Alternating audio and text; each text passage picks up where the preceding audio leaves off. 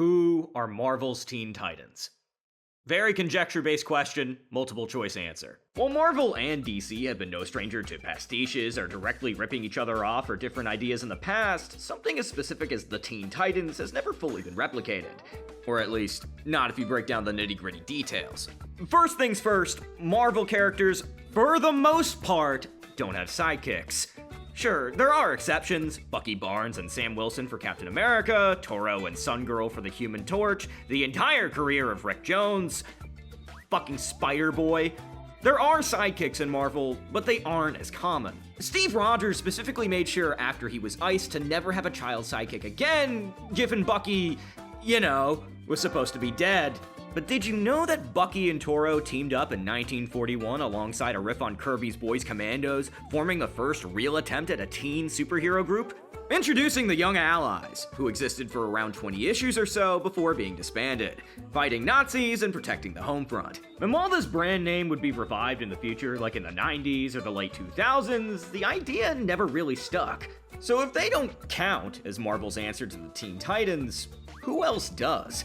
Let me answer that question with another question. Do you know how many times Marvel has made a teen superhero team? 12. And even within those 12, there's some degree of subdivision. I want to break down each of these subcategories as we go, as it'll explain some aspects of the Teen Titans and the formula to their longevity. First, the most obvious answer and general subcategory, the X-Men.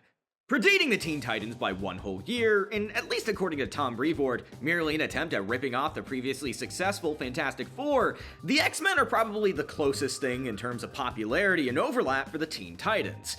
A found family of teens and young adults wanting to make a difference in a somewhat socially conscious way, battling evil in all of its forms while conflicting personalities clash on their path to victory. But there's a major difference between these two teams, and it's how the idea of mentorship is handled. The Teen Titans don't have a Professor Xavier figure consistently in their life, despite having Lauren Jupiter, Steve Dayton, and even prior generations of Titans filling that gap. But that's also because, unlike the X-Men, the original teens had prior mentorships to shape how they use their extraordinary abilities. A previously stated worldview they're challenging by being Teen Titans, acting independently, and in turn, bucking tradition. That would of course lead them to fail on multiple different occasions, especially when it comes to politics like protecting prominent activists or diplomats for the UN, something that the Titans' predecessors chalk up to general inexperience, and something to justify the Titans stopping their children's crusade. But they don't stop, they keep going. With being a Teen Titan, there's a degree of rebellion, at least at first. Trying to make the world a better place, no matter how hard that world pushes against you. Now, you can also argue the same thing for the X-Men, that with being an X-Men, there's an inherent rejection from society, and that's simply due to being born different. The allegory in which this book was made, and writers like Chris Claremont later developed further. As an X-Men, you are rebelling against societal norms, but that's due to your existence being inherently against those norms. Unlike the Teen Titans, whose mentors remained hands-off unless it directly involved the Justice League or major political figures, the mentor for the X-Men would always be an active part of the equation, teaching them to not only use their powers or unique skills properly, but also basic things about the world and how people think. Chuck initially wasn't even that much older than the 05, albeit being in his 20s to early 30s, but still old enough to be someone worthy of respect. The team's mentor is being actively shit on, just like the rest of them, and they will never fully be accepted by society, unlike the masked heroes of the DC universe, whose existence as crime fighters aren't because of prejudice or shared pain, but much more specific circumstances. While both teams find comfort in their groups as members of a found family, one is drawn together for literal genetic reasons, while the others were just kids trying to be the next generation of the Justice League. That difference in mentorship is stressed even further when you recognize what the X-Men started in, and what the brand keeps coming back to despite constant revamps. The school. Yeah, some of those students were fully grown adults in the Claremont era, but that didn't stop the creation of the New Mutants, or Gen X, or Academy X, or Generation Hope, or the 05 again. Groups of teens that need to be taught how to use their powers in order to make the world better, and in turn find out more about themselves as they fight against those who would prevent the march of progress. There's a consistent mission statement with the X-Men, no matter how tired you think it is. While the Titans' mission statement changes depending on the generation, because the team's priorities change with the whims of who's funding them.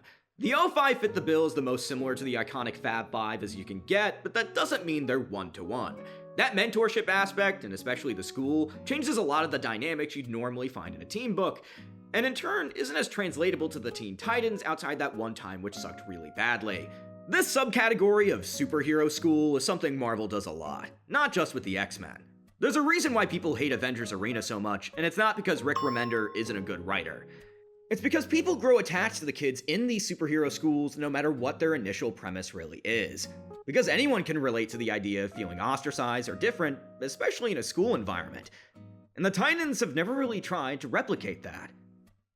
So the X-Men and the school kids like the Avengers Academy or Strange Academy don't count, even if they're compelling in their own unique ways. So, again, who does? Some of you old heads and people who look on Wikipedia for your information on comic book characters might be saying, what about the New Warriors? The New Warriors roughly fit the bill. Teens and young adults joining together, tackling things the Avengers refuse to acknowledge, with their own rogues gallery, found family dynamic, and a legacy that has revived throughout the decades. At least briefly. Their vibe is rebellious, their leader is strong-willed but morally questionable, their most famous run lasted over 50 issues. They should be what we go to as the answer to this very stupid question. Yet one thing stands in their way. Popularity.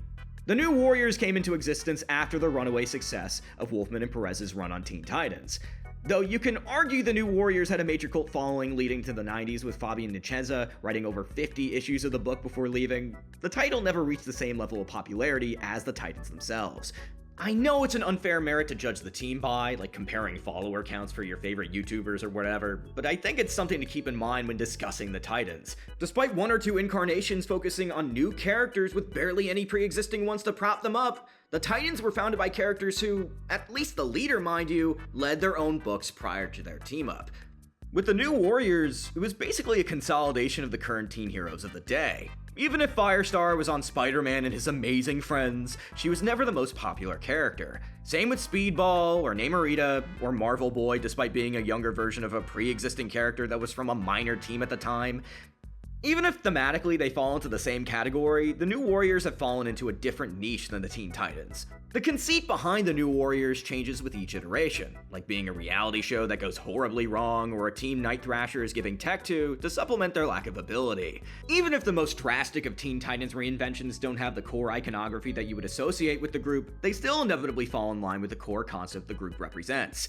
There isn't much you need to do to relaunch the Titans in any significant way. Just update the roster and establish a feeling of community that can only be felt there.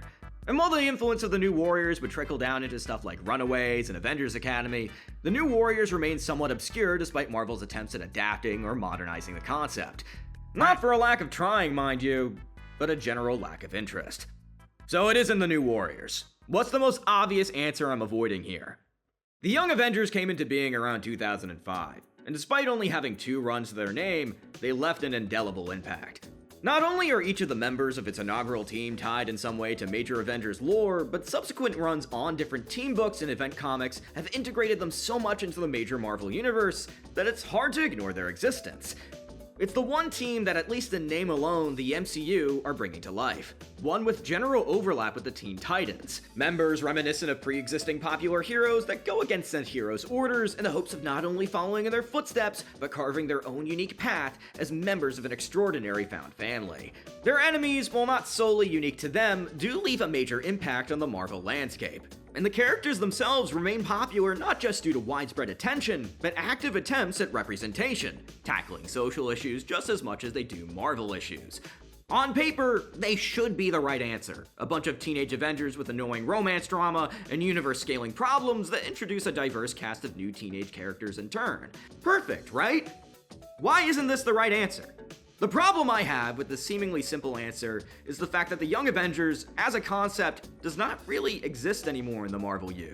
Sure, the characters are relatively young, but they've either grown into their own as different characters separate from the concept of a team book, or just languished in the background after the run that explored them ended.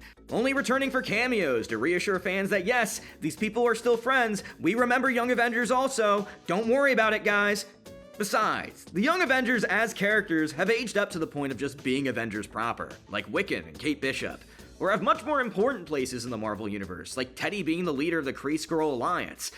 That's not to say these members couldn't join together again as a team and do something to revive the brand, but the brand beyond speculation of the MCU's version doesn't really exist. There isn't a need for Young Avengers anymore like there was in 2005, and the same can be said about the New Warriors in the 90s or the Power Pack in the 80s. Marvel can choose to keep the idea going, choose to iterate further on a concept that is so close to mirroring one of DC's most profitable brands, but their focus always changes. When sales go down, editorial goes elsewhere. What was once the answer to DC's Teen Titans changes with the times. And while something like Runaways, a fan-favorite book whose characters are popular enough to warrant multiple adaptations and multiple ongoings relaunched with unique voices throughout the past 20 years, Marvel will never fully settle on what their answer to the Teen Titans really are.